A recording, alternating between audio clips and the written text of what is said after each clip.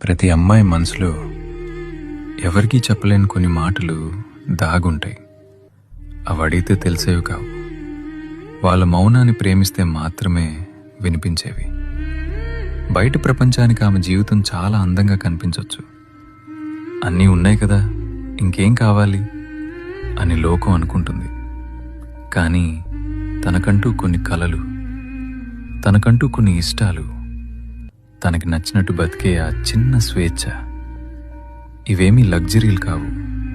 ఒక మనిషిగా తన కనీస అవసరాలు. ఆమె లోపల ఒక అనంతమైన ప్రపంచం ఉంది. తనని కేవలం ఒక బాధ్యతలా చూడకండి, గౌరవం ఇచ్చే ఒక వ్యక్తిగా చూడండి. ఒక్కటి గుర్తుంచుకోండి, పంజరం బంగారానిదైనా సరే అది స్వేచ్ఛనివ్వలేదు.